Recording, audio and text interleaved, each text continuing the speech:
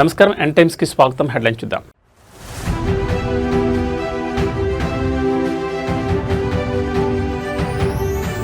స్వచ్ఛాంధ్ర స్వర్ణాంధ్ర దిశగా కూటమి ప్రభుత్వం అడుగులు. నెట్టింట డిజిటల్ ప్రచారం శరవేగం.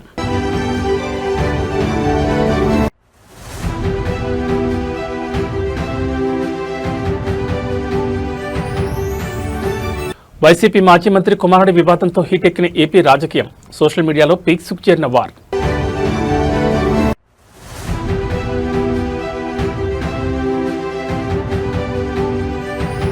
కార్టూనిస్ట్ శేఖర్ మెమోరియల్ అవార్డ్స్ 2026 వేడుకలో కేటీఆర్. సోమాజిగూడ ప్రెస్ క్లబ్లో సాహిత్య హంగులు.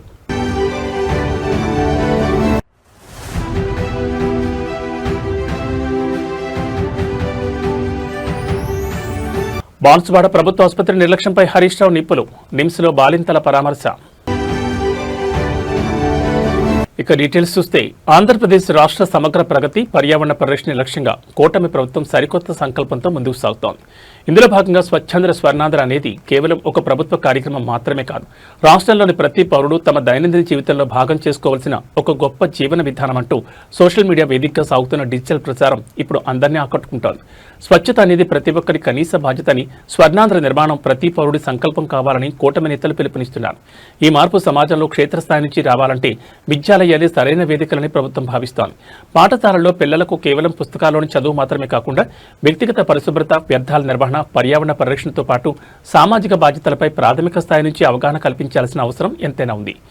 ఈ రోజు మనం పిల్లలకు నేర్పే మంచి అలవాట్లే రేపటి నవ్యాంధ్రప్రదేశ్ భవిష్యత్ ముఖ చిత్రాన్ని అద్భుతంగా తీర్చిదిద్దుతాయని, నాటి భావి పౌరులే రేపు భవ్య పౌరులుగా ఎదిగి పరిశుభ్రమైన ప్రగతిశీలమైన స్వర్ణాంధ్ర నిర్మాణంలో భాగస్వాములవుతారని నేతలు ఆశాభావం వ్యక్తం చేస్తున్నారు.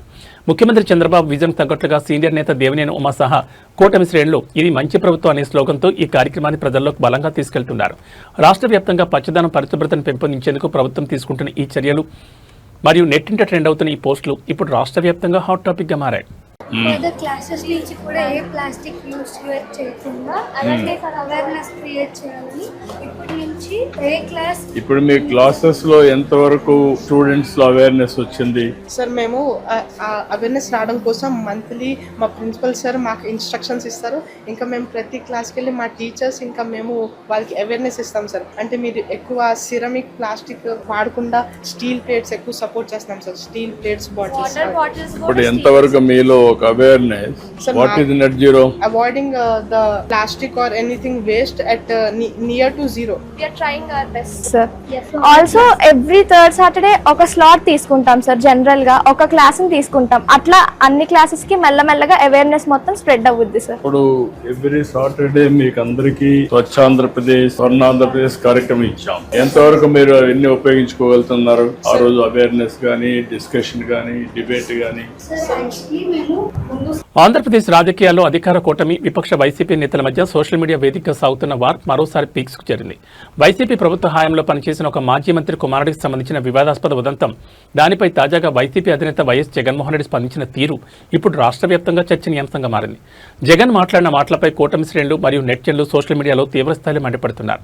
సొంత పార్టీకి చెందిన మాజీ మంత్రి కుమారుడు అంత పెద్ద వివాదంలో చిక్కుకున్న సదరు ఘటనలో తీవ్రంగా నష్టపోయిన బాధితుల పట్ల జగన్కు ఒక్క మాట కూడా సానుభూతి పలికే మనసు రాలేదంటూ కూటమి నేతలు ధ్వజమెత్తుతున్నారు. కళ్ల ముందు తప్పు కనిపిస్తున్న సొంత పార్టీ నేతలను తప్పుబట్టే లేదా వారిని బహిరంగంగా ఖండించే కనీస ధైర్యం కూడా వైఎస్ జగన్ చూపించలేకపోయారని విమర్శిస్తున్నారు. ఈ దారుణ ఘటనపై జగన్ మాట్లాడిన తీరు చూసి సభ్య సమాజం అంతా తలదించుకునే పరిస్థితి వచ్చిందని ఆరోపిస్తున్నారు. ఇదేనా మీ పార్టీ నైతికత? తప్పు చేసిన వారిని వెనకేసుకురావడమేని రాజకీయమా అంటూ సోషల్ మీడియా వేదికగా బాహాటంగానే ప్రశ్నల వర్షం కురిపిస్తున్నారు. ఈ వివాదానికి సంబంధించిన ఎక్స్ వేదికగా వైఎస్ఆర్ కాంగ్రెస్ పార్టీని టార్గెట్ చేస్తూ వైసీపీ క్రిమినల్ పార్టీ అనే హ్యాష్ట్యాగ్తో నెటిజన్లు పెద్ద ఎత్తున పోస్టులు పెడుతున్నారు. తీవ్ర సంచలనం రేపుతున్న ఈ పొలిటికల్ అటాక్స్ మరిన్ని రాజకీయ పరిణామాలకు దారితీసేలా కనిపిస్తున్నాయి.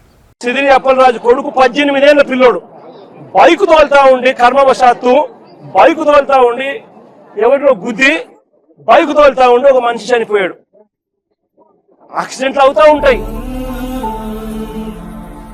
యాక్సిడెంట్ అంటే బైక్, కారు రోడ్డు మీద పడటం కాదు పరం, ఒక కుటుంబం మొత్తం రోడ్డు మీద పడిపోవడం. మాకు దిక్కు ముక్కు లేదు.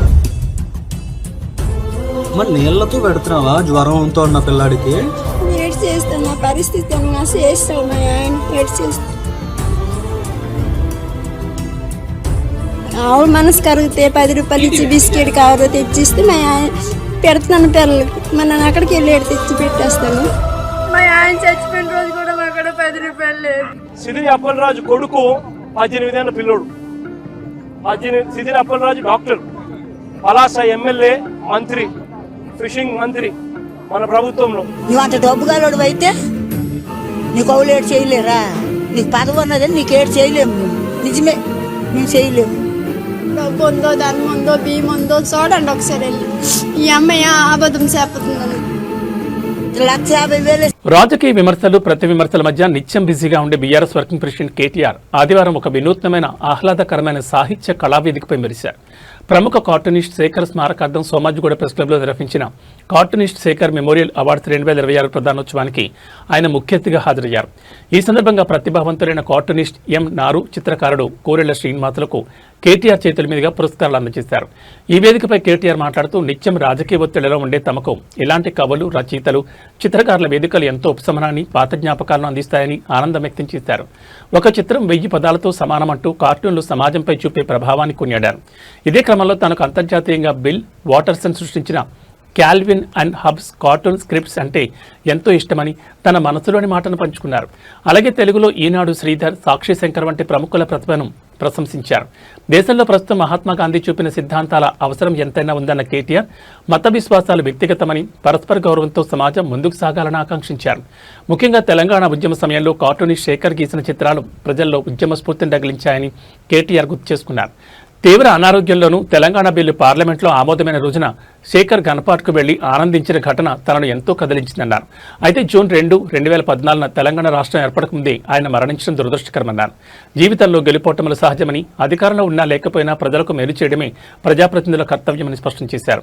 వచ్చే ఏడాది నుంచి ఈ అవార్డుల వేడుకను ప్రెస్ క్లబ్లో కాకుండా రవీంద్ర భారతిలో మరింత వైభవంగా నిర్వహించేందుకు తన వంతు పూర్తి సహకారం అందిస్తారని కేటీఆర్ హామీ ఇచ్చారు.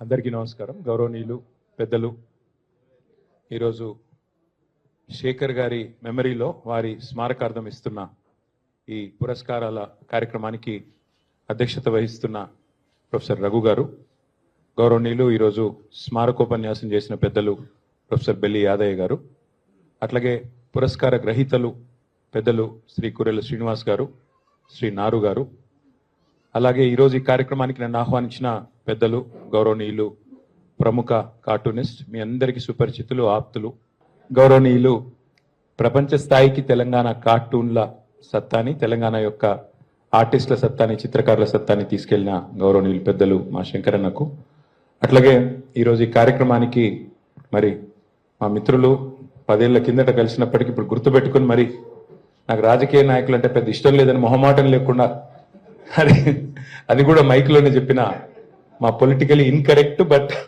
కరెక్ట్ ఆలోచన విధానం ఉన్న మా రమేష్ గారు, అట్లాగే ఈరోజు ఈ కార్యక్రమానికి నన్ను ఆహ్వానించిన సోదరుడు, మాకు ఢిల్లీ నుంచి మిత్రుడు, శేఖరన్న తమ్ముడు కంబాలపల్లి కృష్ణ గారు, అట్లాగే శేఖరన్న మరి ఆరాధించిందేమో చిత్రకళని బట్ పెళ్లి చేసుకుంది చంద్రకళ గారిని, చంద్రకళ గారికి, అట్లాగే వారి కుమారుడు నందు, వారి కుమార్తె చేతన, వారి మనవడు యునీక్. నేను ఈ పేరు ఎక్కడ వినలేదు ఇదివరకు, ఫస్ట్ టైం వింటున్నా. మనమడి పేరే యునీక్. సో తమ్ముడు యునీక్కి, అట్లాగే వాళ్ళ చెల్లెలు స్వేచ్ఛకి, అట్లాగే ఈరోజు ఇక్కడికి విచ్చేసిన మిత్రులందరికీ మరి హృదయపూర్వకంగా నమస్కారాలు. ప్రెస్ క్లబ్లో ఉండే ప్రెస్ మిత్రులందరికీ కూడా ప్రత్యేకంగా నమస్కారాలు. మాకు తెల్లారులేస్తే రాజకీయాల్లో నువ్వెంత అంటే నువ్వెంత, నీ బతికెంత అంటే నీ బతికెంత, తెల్లారులేస్తే మాకు అదే పంచాయతీ ఉంటుంది. కానీ మీరు అంటున్నారు రఘు గారు ఏదో సమయం ఇచ్చారు, అమూల్యమైన సమయం అది ఇదని. నిజంగా చెప్పాలంటే ఒక 2 గంటలు ఇక్కడ నేను దాక్కున్నాను అనుకోవచ్చు. ఆ లొల్లి నుంచి, ఆ లొల్లి, ఆ బొబ్బ, ఆ రొద, తెల్లారులేస్తే వాడెంత తిట్టాడు నేనెంత తిట్టాలి అనే ఒక కాంపిటేటివ్ స్పిరిట్ ఏదైతే ఉంటుందో దాని నుంచి దూరంగా తెలంగాణ ప్రభుత్వ వైద్య రంగంలో జరిగిన ఒక ఘోరమైన వైఫల్యం ఇప్పుడు రాష్ట్ర వ్యాప్తంగా కలకలం రేపుతోంది. కామారెడ్డి జిల్లా బాన్సువాడ ప్రభుత్వ ఆసుపత్రిలో డెలివరీ అయిన తర్వాత వైద్యుల నిర్లక్ష్యం వల్ల వికటించిన వైద్యం కారణంగా తీవ్ర అనారోగ్యానికి గురై ప్రస్తుతం హైదరాబాద్ నిమ్స్ ఆసుపత్రిలో ప్రాణాలతో కొట్టుమిట్టాడుతున్న బాలింతను మాజీ ఆరోగ్య శాఖ మంత్రి బీఆర్ఎస్ ఎమ్మెల్యే హరీష్ రావు పరామర్శించారు. నిమ్స్ ఐసీయూలో చికిత్స పొందుతున్న బాధితులను వారి కుటుంబ సభ్యులను కలిసి ధైర్యం చెప్పిన అనంతరం హరీష్ రావు మీడియాతో లైవ్లో మాట్లాడుతూ కాంగ్రెస్ ప్రభుత్వంపై తీవ్రస్థాయిలో విరుచుకుపడ్డారు. రాష్ట్రంలో ప్రభుత్వ వైద్యం పూర్తిగా పడకేసిందని, బాన్సువాడ ప్రభుత్వ ఆసుపత్రిలో కనీస పర్యవేక్షణ లేకపోవడం వల్లే ఇంతమంది బాలింతల ప్రాణాలు నేడు ప్రమాదంలో పడ్డాయని హరీష్ రావు మండిపడ్డారు. ఆరోగ్య శాఖపై ముఖ్యమంత్రి రేవంత్ రెడ్డికి ఇక్కడి మంత్రులకు అత్తల సమీక్షలు నిర్వహించే తీరికే లేదంటూ ధ్వజమెత్తారు. నిమ్స్లో అత్యంత విషమ పరిస్థితిలో ఉన్న బాలింతలకు మెరుగైన వైద్యం అందించాలని అధికారులను కోరారు. బాధితులకు ప్రభుత్వం వెంటనే భారీ ఆర్థిక సహాయం ప్రకటించాలని, ఈ ఘటన కారణమైన బాన్సువాడ ఆసుపత్రి సిబ్బంది మరియు బాధ్యులపై కఠినపరమైన చట్టపరమైన చర్యలు తీసుకోవాలని హరీష్ రావు డిమాండ్ చేశారు. బీఆర్ఎస్ హాయంలో ప్రభుత్వ ఆసుపత్రులను కార్పొరేట్ స్థాయిలో తీర్చిదిద్దే కాంగ్రెస్ పాలనలో పేదల ప్రాణాలకు రక్షణ లేకుండా పోయిందంటూ హరీష్ రావు చేసిన ఈ కామెంట్స్ ఇప్పుడు సోషల్ మీడియాలో హాట్ టాపిక్ గా మారాయి. తెలుసుకునే ప్రయత్నం కూడా చేయలేదు. ఇప్పటి వరకు దీని మీద పూర్తి స్థాయి విచారణ మంత్రి గారు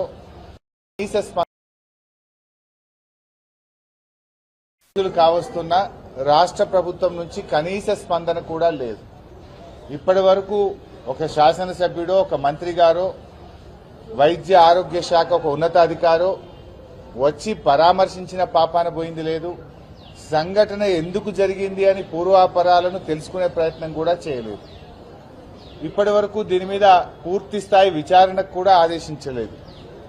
ఇవాళ ఆ తల్లుల పరిస్థితి ఏంది? చిన్న పిల్లలు, వాళ్ళు పూర్తిగా కోలుకొనకపోతే రేపు ఆ పిల్లల్ని ఎలా చూసుకోవాలి, ఆ సంసారాన్ని ఎలా వెళ్లదీయాలి, ఆ కుటుంబ పరిస్థితులు ఎంత దారుణంగా దెబ్బతింటాయో ఒక్కసారి ఆలోచించాల్సిన అవసరం ఉంది.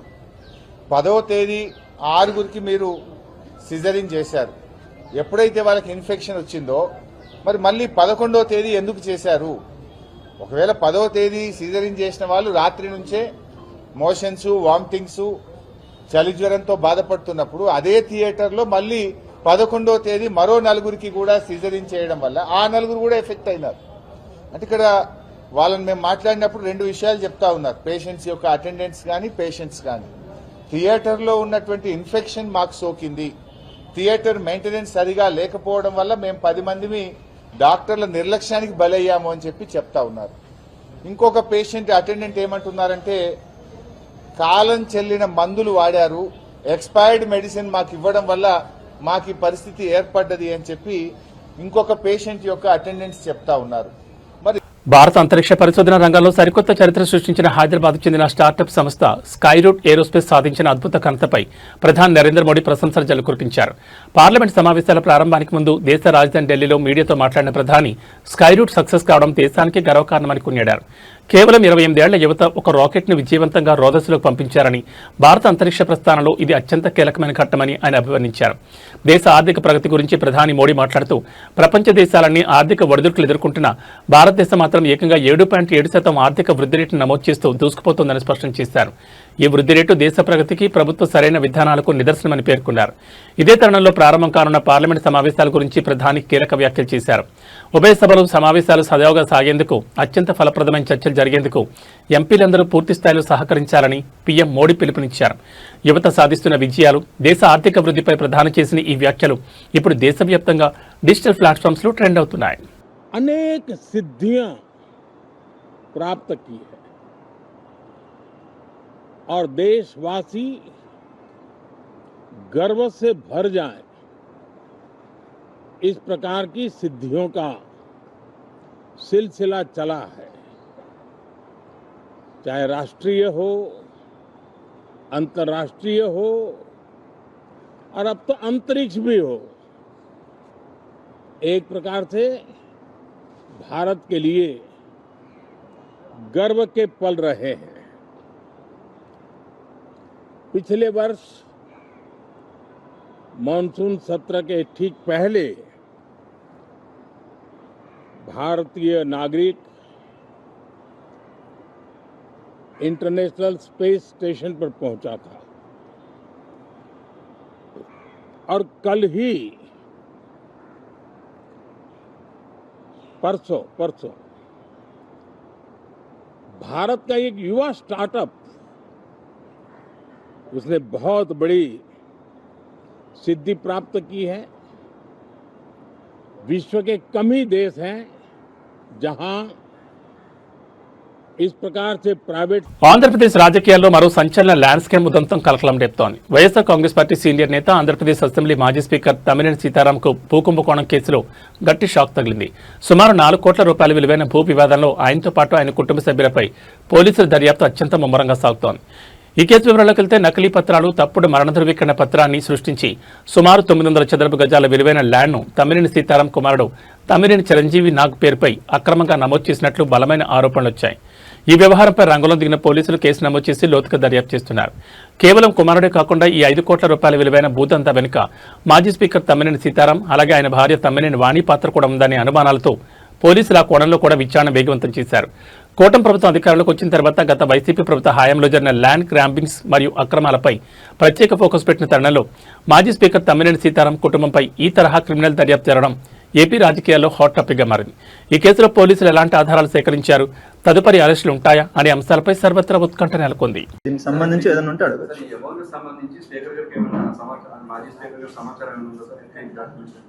ఖచ్చితంగా ఉంది అండి, 100% వాళ్ళకు ఉంది. వాళ్ళకి ఆ ఇన్ఫర్మేషన్ తెలుసు. ఎందుకంటే వెరీ క్లియర్గా ఈ సైట్ ఓనర్ ఎవరున్నది వాళ్ళకి తెలుసు. ప్లస్ ఎవరైతే సేల్ చేస్తున్నారో ఆ పర్సన్ ఇక్కడ కానే కాదు, ఇక్కడ వ్యక్తే కాదు, జైపూర్ ఒడిశాకు సంబంధించిన వ్యక్తి. ఇప్పుడు అడపాల, ఇప్పుడు ఒక ఫ్యామిలీ సర్టిఫికేట్ మన దగ్గరికి తీసుకొని వచ్చినప్పుడు మీ నాన్న ఎవరు, మీ మదర్ ఎవరు అన్నది బేసిక్ క్వశ్చన్ అడుగుతాం మనం. అందులో వెరీ క్లియర్గా మా నాన్న అందవరపు గోవిందరాజు అన్న పేరు రాసి ఉంటే ఆ పర్సన్ బ్రతికే ఉన్నారు. ఆ పర్సన్ ఎవరున్నది మీకు అందరికీ తెలుసు. ఇక్కడ నేను చెప్పాల్సిన అవసరం కూడా లేదు. ఇక్కడ లోకల్గా ఏమని పిలుస్తారు, ఎందుకంటే అతనేం అన్నోన్ పర్సన్ కూడా కాదు, అందరికీ తెలిసిన పర్సనే అతను.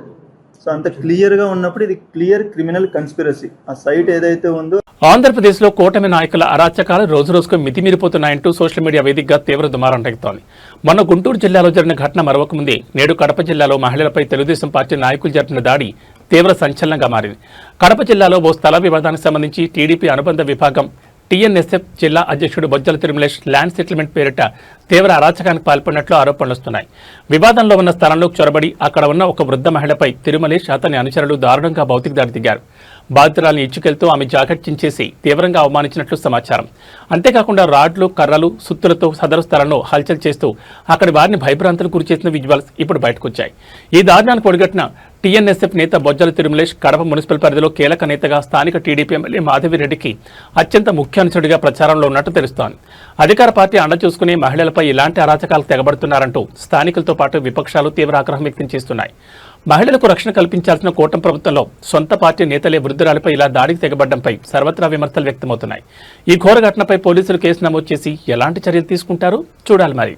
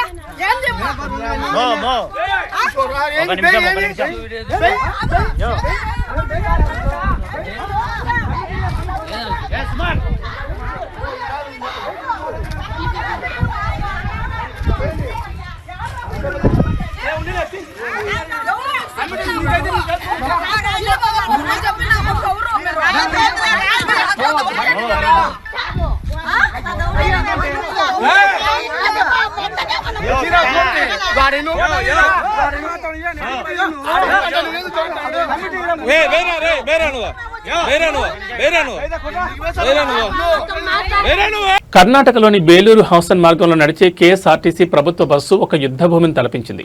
ఒక సీటు విషయంలో మొదలైన చిన్న వివాదం చివరికి మహిళా కండక్టర్, మహిళా ప్రయాణికుల మధ్య తీవ్రమైన శారీరక ఘర్షణకు దారితీసింది. ఒకరినొకరు నెట్టుకుంటూ జుట్టు పట్టుకుని కొట్టుకునే స్థాయికి గొడవ చేరడంతో బస్సులోని మిగతా ప్రయాణికులు తీవ్ర భయాందోళనకు గురయ్యారు. అయితే ఈ ఘటనలో మొదటి కండక్టర్దే తప్పని అంతా భావించినప్పటికీ దీని వెనుక ఒక షాకింగ్ నిజం బయటకొచ్చింది. బస్సు ఎక్కిన మహిళా ప్రయాణికురాలు మధ్య మత్తులో ఉన్నట్లు తోటి ప్రయాణికులు చెప్తున్నారు. సీటు కోసం గొడవ దిగిన సదరు మహిళ బస్సు రన్నింగ్ లో ఉండగా ఉండగానే లేడీ కండక్టర్పై ఆకస్మికంగా భౌతిక దాడి దిగింది. దాంతో కోపోద్రిక్తురాలైన మహిళా కండక్టర్ కూడా సహనం కోల్పోయి ప్రయాణికురాలపై ఎదురుదాడికి దిగాల్సి వచ్చింది. మధ్యమతలో సీన్ క్రియేట్ చేసిన ఆ మహిళ ప్రవర్తనపై బస్సులోని మిగతా ప్రయాణికులు కూడా తీవ్ర ఆగ్రహం వ్యక్తం చేశారు. వెంటనే ఆమెను బస్సులో నుంచి కిందకి దించేయాలంటూ గట్టిగా డిమాండ్ చేశారు. ప్రస్తుతం ఈ హైడ్రామాకు సంబంధించిన వీడియో సోషల్ మీడియాలో విపరీతంగా వైరల్ అవుతోంది. ఈ ఘటనపై కేఎస్ఆర్టీసీ రవాణా శాఖ అధికారులు సీరియస్ గా స్పందించారు. అసలు తప్పెవరిది, గొడవకు బలమైన కారణాలేంటనే కోణంలో ప్రయాణికులు మరియు సిబ్బంది నుంచి పూర్తి వివరాలు సేకరించి విచారణ జరుపుతున్నారు.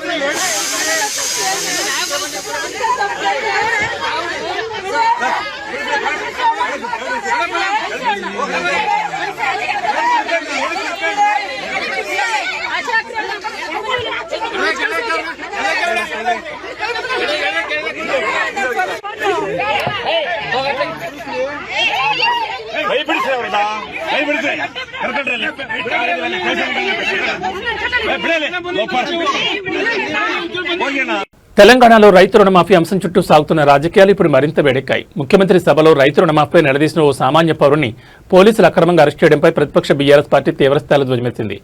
ఈ చర్య ప్రజాస్వామ్యానికే పెద్ద మచ్చంటూ గులాబీ దళం కాంగ్రెస్ ప్రభుత్వంపై విరుచుకుపడింది. రైతు రుణమాఫీపై ప్రభుత్వం నిత్యం చెప్తున్న మాటలను క్షేత్రస్థాయిలో జరుగుతున్న వాస్తవాలను బేరీజు వేస్తూ సభలో ప్రశ్నించినందుకు ఒక సామాన్య పౌరుణ్ణి రైతును పోలీసులు బలవంతంగా అదుపులోకి తీసుకోవడం తీవ్రంగా ఖండించదగిన విషయమని బీఆర్ఎస్ పేర్కొంది. ప్రజాస్వామ్యంలో ప్రజలకు ప్రశ్నించే హక్కుంటుందని, ఇచ్చిన హామీల గురించి ముఖ్యమంత్రిని అడిగితే ఇలా అక్రమంగా అరెస్టులు చేయడం ఏ రకమైన పాలనని ప్రశ్నించింది. కాంగ్రెస్ ప్రభుత్వం తమ వైఫల్యాలను కప్పిపుచ్చుకోవడానికి పోలీసులను అడ్డుపెట్టుకుని గొంతు నొక్కే ప్రయత్నం చేస్తుందని, భయంతో కూడిన ఇలాంటి చర్యలు ప్రజాస్వామ్యానికి ఏమాత్రం మంచివి కావని బీఆర్ఎస్ హెచ్చరించింది. అక్రమంగా అరెస్ట్ చేసిన సదరు సామాన్య పౌరుని వెంటనే విడుదల చేయాలని డిమాండ్ చేస్తుంది.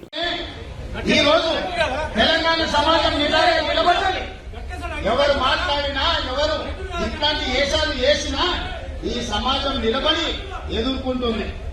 అందుకే ఈరోజు మిత్రులారా, ఎవరు ఎన్ని వేషాలు. మెగా కాంపౌండ్ నుంచి ప్రొడ్యూసర్ గా మారి విభిన్నమైన కంటెంట్ తో సినిమాలు తీస్తున్న యంగ్ ప్రొడ్యూసర్ నిహారిక కొణిదెల ఇంట్లో జాతీయ అవార్డు సంబరాలు అంబరాన్ని తాకాయి. ఆమె నిర్మాణంలో తెరకెక్కిన వైవిధ్యభరిత చిత్రం కమిటీ కుర్రాడు జాతీయ అవార్డును కైవసం చేసుకోవడంతో మెగా ఫ్యామిలీతో పాటు చిత్ర యూనిట్ అంతా ఫుల్ జోష్లో ఉంది.